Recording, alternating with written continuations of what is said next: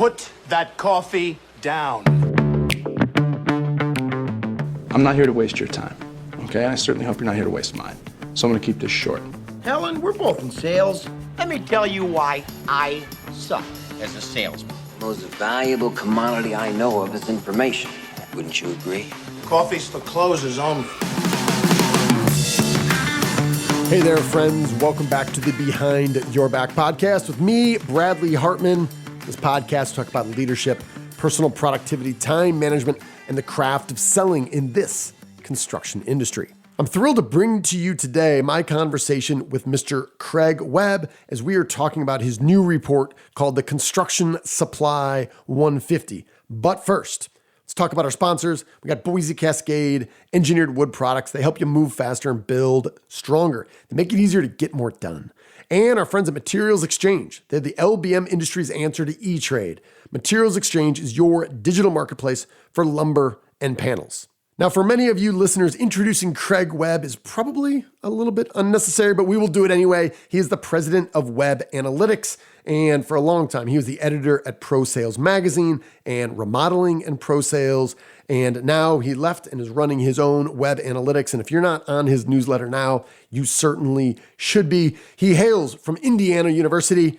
I believe it's the Yale of the Midwest. The Harvard of the Midwest is obviously the University of Illinois, but nonetheless, he's got a BA in journalism and history, and for a long time, he has been helping the industry think better, connect with more people, and improve their businesses. Craig recently completed and shared the Construction Supply 150, his first year of doing this with Webb Analytics, and it's all about construction supply, looking at the industry from so many different angles. In this episode, Craig gives us an overview of the top trends and insights that he's learned from working on this for the past 6 months. We talk a little bit about e-commerce. We talk about the division of sales labor and who does takeoffs. And we also talk about what's coming next. So if you don't already have a copy of Construction Supply 150, you will certainly want to do that either A, now, put it on pause, go get it, or after listening to Craig, you will certainly want to do it then. So as always, thank you for listening. Enjoy my conversation with Mr. Craig Webb. Mr. Craig Webb, welcome back to the show. Thank you, sir. I appreciate it. You are a member. It'll be up to you to determine if you are a proud member of the Three Timers Club at this point. Appreciate you making time for this because me and my team and many of our clients have been talking quite a bit about your Construction Supply 150. I say this in all candor, is a gift to us. There's a ton of insight in here, and it's really helpful to get perspective during such a crazy time. So let's jump right in. After spending all this time and energy and attention looking at the data, talking to folks, even figuring out what questions to ask, what are the top trends or insights, Craig, that really jump to the forefront of your mind?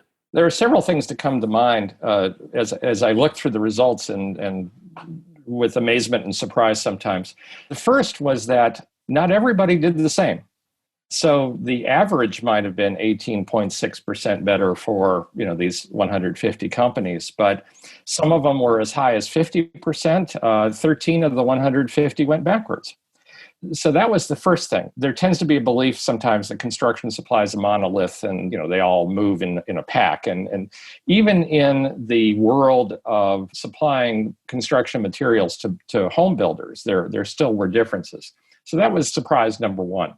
The second one was there were a lot of instances in which retail sales did very, very well. And lumberyards and building material dealers that have a heavy retail population shot up. An example of that might be Higginbotham Brothers, which I think went up like 49%.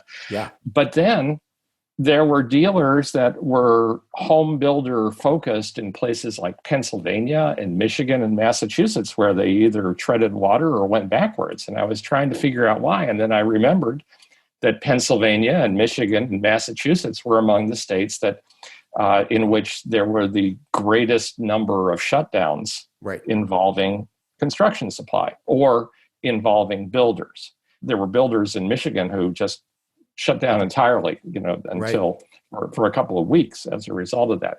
Meanwhile, other places where COVID was treated differently, did much better, particularly in areas with high construction. So if you take Oldham Lumber, which is about as pure a stick lumber yard as you can get down in Dallas, 29% gain. Foxworth Galbraith, Texas-based again, 24% gain.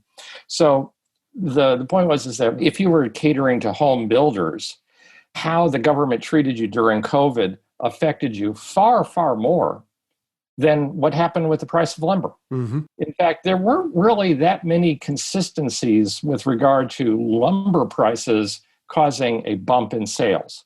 What did cause a bump in sales tended to be more the retail business. One more trend that I would bring up has to do with the specialty dealers, the people who specialize in roofing or in particular drywall. Those people got slapped because they have a lot of commercial business. They rely on multifamily. Both multifamily and commercial got hurt. Foundation building materials actually declined, and it probably helped contribute to their eventual sale and not becoming a public company anymore. Beacon Roofing did not necessarily do spectacularly, and that I think is in part because for the most part, the weather wasn't too bad last year. We didn't have major hurricanes and things like that, and they were repair and remodeling focused, or they're disaster repair focused. So that incredible variety across things had factors. I would also bring up the home center situation. The Home Depot and Lowe's were huge, as would be imagined, but what I've been hearing stories all over about small dealers getting business, people coming into their stores like they'd never come in before. The DIY had grown, and I thought, okay, well, maybe this means that they're going to take share from the big boxes because these dealers are closer, a little friendlier. Actually, it turns out that the share of market occupied by the Home Depot and Lowe's of all retail sales actually went up by several percentage points. So that's a challenge, I think, for dealers going forward. Yes, they did benefit from higher sales, but it's not like they gained share. So those are the major factors, I'd say. Yeah, no, fantastic. And yeah, just anecdotally is you see the state government policy and how that affected not only the business, but then my sister and my niece and nephew and my brother-in-law live in Chicago, and we would talk to them, and I'm in Dallas, and it is like living in two different worlds. So I think not only do you have the impact on the business of Pennsylvania and Michigan and New Jersey and New York and parts that were really early to shut off, yet then they also were hampered by just people working from home and the kids not at school. And I just keep on saying it for the last year, depending on who I talk to, we're living in a different world. And being in Texas, Craig, you can imagine how folks here are. We're living post-corona as it is. I want to ask you a little bit about, and I'd love to hear your thoughts if this is a natural segue from what you were talking about, the home centers taking share, is that when I look at the e-commerce data that you provided, on one hand, I was unsurprised. On the other hand, I'm just shocked that we're still having some of these conversations because in my mind, COVID was one of the most dramatic ways to share the need to make it really easy for folks to use the phone like they do in their personal lives, in their professional lives. And right now, for the last 5-7 years, both Lowe's and Home Depot have really gone out of their way to do the kiosks, e-commerce, online, to make that really easy. When you look at that e-commerce data, what jumps out at you? Well, several things. One is that, frankly, dealers ended 2021 far more electronically, far more e-commerce oriented than they were at the start of 2021. Yes. In many cases, it was the equivalent of going from first to second gear, maybe first to third gear in that year. The challenge that you're bringing up with Home Depot is that they're already in fourth gear. Right. Yes. They had spent the money and they were ahead. But I think buy online, pick up in store was a huge thing. And when I talked to people who sell ERP systems and the like, they said they were getting calls all the time saying, well, I know I've always had the ability to do e-commerce, but what's the button on my system that I use to turn it on? And boy, does my website look ugly. What can I do? And those sorts of things. So there was a tremendous increase. That said, you still have, for the most part, a limited internet experience for dealers.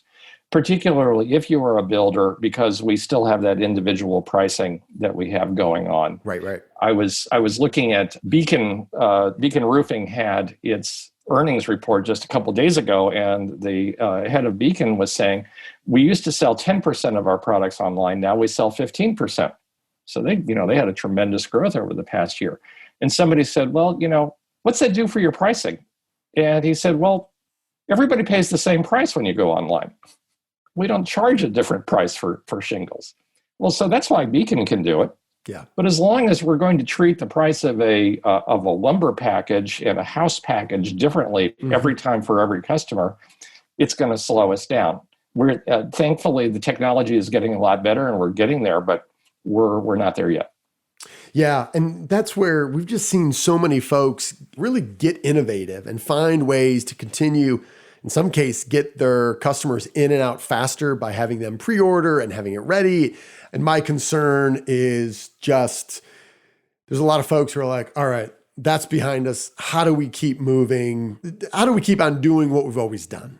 Yeah, the biggest advance that I would say happened in the last year is that now you can see your bill and pay your bill online a lot faster and a lot easier than you could at the start of the year. Yeah.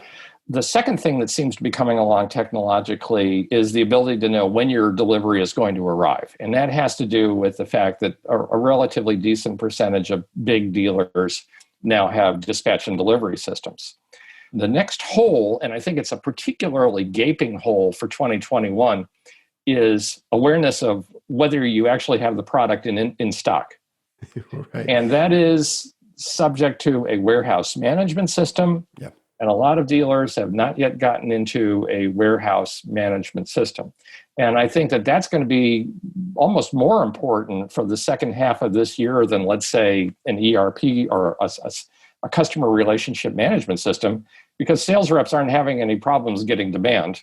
So it's not like they really have to work very hard at that. Right. But you do have to work very hard to know whether you've got product in stock. Well, yeah, and especially the velocity at which a truck of fill in the blank is arriving at the yard, and 2 hours later, it is 100% gone. It might not even be in the system yet, or by the time it's in the system, it's already gone. And we're having, lots of our clients are having issues of just, I don't know, when in doubt, just sprint out to the yard, go look. And you're like, it's a good fail safe. That can't be the new process, though, to point out the obvious. But yeah, and that's just where, I think that software that notifies customers when their delivery will arrive, having been a superintendent for a home builder, knowing just how incredibly valuable that is, it's nice to see that when you combined already offer or will offer, you're pushing 75%. But also the reality is right now, you're pushing, it looks like maybe 30%. So it still seems like there's quite a bit of room for differentiation from a national perspective there. And historically, the plan to get sometimes remains the same year after year after year in these surveys. Yes. I plan to get it, and then you ask them next year, well, I still plan to get it, but I haven't gotten it yet.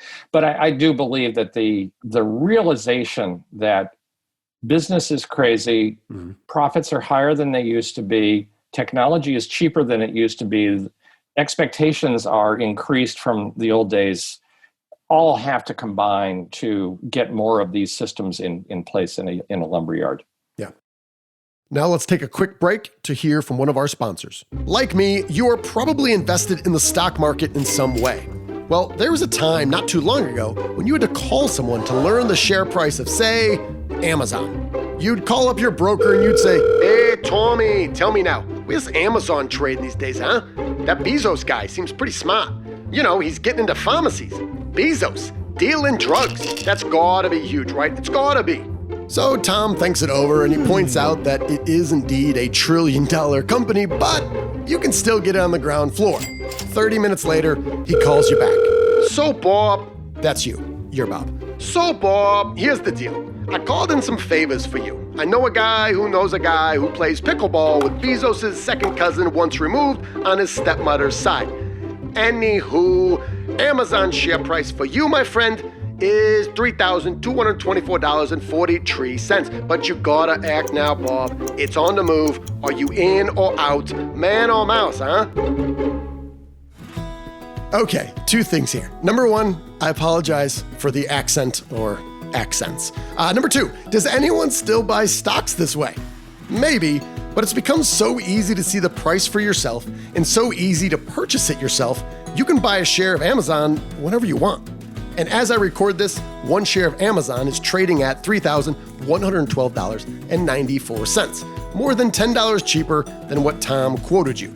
Now, I have an E-Trade account. It's super simple, it's fast, and the fees are low. It saves me time and money, and it gives me confidence. So, is E-Trade our new sponsor? No, but I am a satisfied customer. So if you're listening, E-Trade, call me. No, E-Trade is not our newest sponsor, but Materials Exchange is. And Materials Exchange is the E-Trade of the LBM industry. Their interface is dead simple. The price transparency is immediate, and the fees are low. So quit relying on Tom or an index to tell you the price. You can see for yourself at materialsexchange.com. That is the word materials, the letter X, and the word change. Go to Materials Exchange now and register today. There's no fee to register, and you can see the price transparency for yourself. When you do register, and again, it's free, use the promo code BRADLEY, BRADLEY, and you can get your first trade free. So there's zero risk, and you can get real-time pricing transparency. It's just an email away. Materials Exchange is the LBM industry's answer to E-Trade. Materials Exchange is your digital marketplace for lumber and panels. Well, I couldn't agree more. Maybe we can double click on that just for a minute. In that, let's talk maybe about the IT investment. And again, very anecdotally, but I can count on 4 fingers situations where someone that we work with or a competitor of someone that we work with have been involved in some sort of ransomware situation. And obviously just an incredible disruption to the business and just a ton of risk there in general. Just curious, did that come up in the data at all as we think about IT investment? I love how you guys expanded the IT investment to include basic laptops and things like that. But maybe I'll just kind of tee it up there wide open. When you think about the IT investment beyond e-commerce that we've discussed, what sort of trends or new insights did you pick up this year? Well, I was impressed that there still is not much interest in customer relationship management. and that one seems to be pretty much stuck in the mud for a good long time. And so, you're much more into knowing what's going on that front than I am. Yeah. So you can explain to me why that hasn't happened. I do believe that something like what's happening with Colonial Pipeline and that attack, plus what we had in Atlanta with the government and the governments in Baltimore, has made people more aware. I know that Chris Rader over at Rader Solutions is pretty much a cybersecurity agency as much as he is a provider of other kind of advice these days. Yeah. And he's got some pretty scary tales to tell. What this means, I think, is a large amount of education has to be brought to the construction supply company just to make sure people realize that, you can't have 1, 2, 3, 4, 5 as your password or your dog's name or whatever. And hopefully people are going to be learning those things.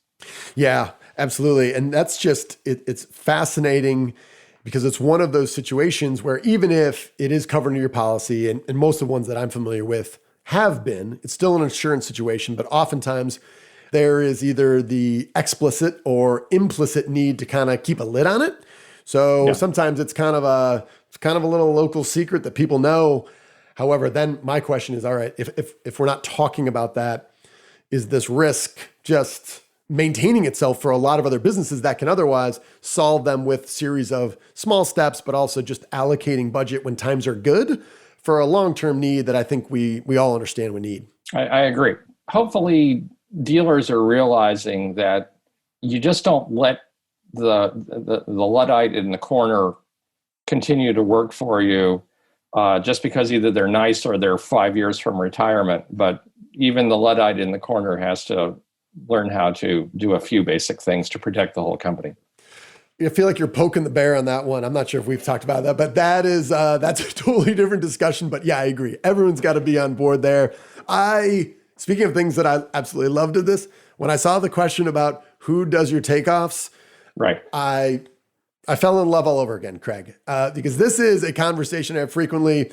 Sales consultants who come in and say, you want to sell more? Sure. Have your salespeople spend more time selling. They generally don't make a whole lot of money over the long term, but oftentimes that's part of my advice. And we just break down what everyone does and takeoffs. And especially when I was on the other side of the desk, so I would say something like, here's a set of plans. I want every elevation. I want every option. And I know that sales guy went and did that for probably 30 hours. Before I get rambling, let me ask you a question. What led to inclusion of that question in the Construction Supply 150?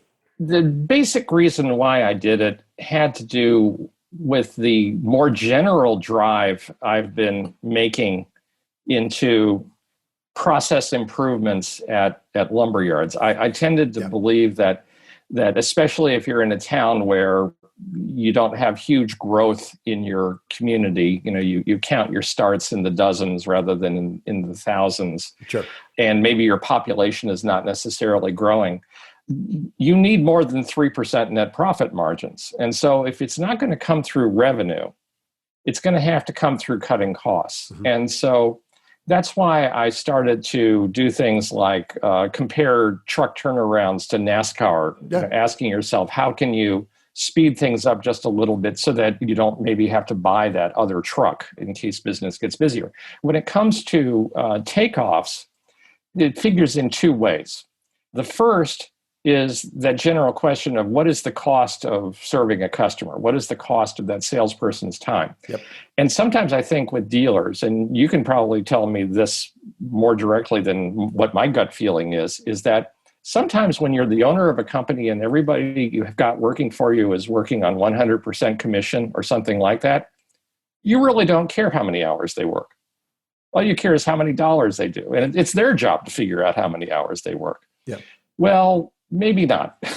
Maybe if you gave them some tools so that they could be more efficient, you'd win and they'd win. That's my gut feeling. I don't know whether that's advice you give or whether you believe in that.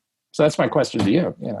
Yeah, and I think it's an important one. And my view is that at the end of the day, the selling, the relationship, what a lot of our sales professionals or industry are great at, when we do takeoffs themselves by hand often, it takes you away from doing what you do best to grow your business. And the natural argument is, well, Hartman, if we don't do the takeoff, how do we know what's in it? And I said, well, I think those are two different things, because we have a lot of really talented people doing the takeoff, and becoming educated enough to walk someone through and to continue to sell it is different. And we have way too many salespeople that bust their tail for 8, 10, 20 hours. And we're so exhausted by the time we're done. We're so sick of this thing. We just throw it in an email and we hit send, and then we move on to something else. And again, having been on both sides of the desk, I'm like, whoa. We're just starting the sale. And I think you can really differentiate yourself by spending more time educating yourself after someone else does the takeoff, and then defending that takeoff and thinking about the options and the value engineering and how we collaborate and listing assumptions. Again, I could ramble on, but you're the guest here. So I think it's just a huge topic. I agree with you very much on those. And it's been my gut feeling that one of the reasons the sales rep says, I need to do the takeoff, it's really a euphemism for, I need to understand the project. And I need to pull this guy's nuts out of the fire, because he doesn't realize that what he's going to build is going to fall down. So I need to save the house. And consequently, then you get to the process of, yes, those are both very good things, understanding the project, saving the house from falling down, but do you have to do them? Right. Or could somebody else do them? And so I had said one reason why I'm doing this has to do with the sales rep's time. The second one has to do with a more general question of, what is it that a building material dealer does that is a core service that must be done inside the operation, and what can be outsourced? Mm-hmm. And we've had examples of those all the time. Should you be in the business of stuffing monthly envelopes with your bill? Or should you do online bill presentment? Should you be doing credit and collection, or can you hand that off? Should you be doing takeoffs, or is there somebody who can do the first pass at it and have you review it? Mm-hmm. So that's why I just even wanted to know what the situation was. And while the percentages were what they were as an aggregate, dramatic variation I found between dealers. Yeah, and my concern is always, I don't know if you were going for kind of the third option, is sometimes we just have guys, we like doing takeoffs, we're good, and sometimes you feel like I'm the only one that can do it, and this is the way we've always done it. But yeah, that division of sales, labor, and I think just more broadly, challenging the assumptions about what's the value that we provide, and are we getting compensated for it either directly or indirectly, and how, are obviously just huge fundamental questions.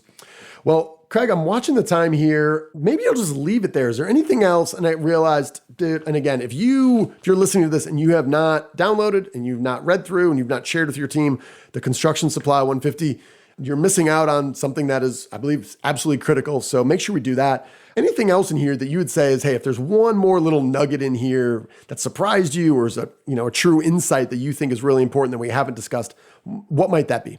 One thing that happens when you're trying to look at an industry at a moment in time, mm-hmm.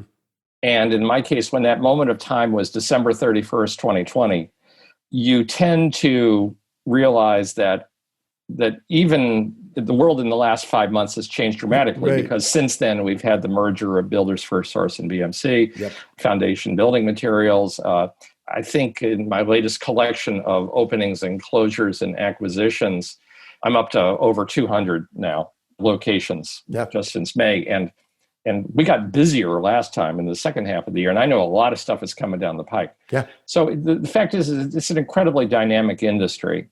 And it helps to know where you are, but it also helps to have a position so that you can get perspective on where we're going. But where we're going is a really exciting place. I agree. Yeah, and I think, watch this space because there's going to be some fun things we're going to be doing in construction supply in the months to come. Yeah, no, I couldn't agree more. And as I was thinking through this, you just think about all the changes. I said, well, it's kind of like looking at a company's balance sheet. That's a moment in time. Things change, but again, so much great content in there. For folks that are listening to this, by the way, if they're not on your newsletter, they absolutely should be. If they haven't downloaded this, they absolutely should. Craig, where can people find more about you? Where would you direct them to go download the Construction Supply 150? It's easy. You go to webbanalytics.com, and just let me warn you, it's W-E-B-B, 2 B's, web-analytics.com. And I've got the Construction Supply 150 link right at the top of the page. Also, the deals report, and there will be some other things coming down the pike, all right there, plus a way to get to the newsletter.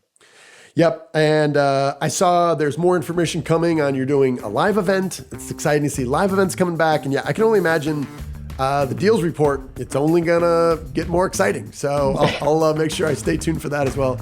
Yes, sir. All right. Craig, thank you so much. Thank you. Well, as always, thank you for listening. I hope you found my conversation with Craig Webb to be worth your time and attention. Our goal is to make this show the best podcast you listen to. I'd love to hear your thoughts, ideas for future shows, potential guests, or any sort of sticky sales issues that you are dealing with internally on your team or with builders. And Lord knows, there's enough of those going on right now. Feel free to email me directly at bradley@behindyourbacksales.com. Again, bradley@behindyourbacksales.com. Feel free to link up with me on LinkedIn or connect on Instagram at BehindYourBackCEO. And if you enjoyed this conversation, again, please leave us a review. Those mean more to us than you can possibly know. I want to thank our sponsors. You can learn more about Boise Cascade's engineered wood products and their innovative Sawtech technology by visiting bc.com/EWP. And what E-Trade is for the stock market, Materials Exchange is to the LBM industry. They make commodity pricing transparent, buying simple, and the fees are low. That is Materials Exchange. We're going to close out like we always do, my friends. You are owed nothing. Deliver value first.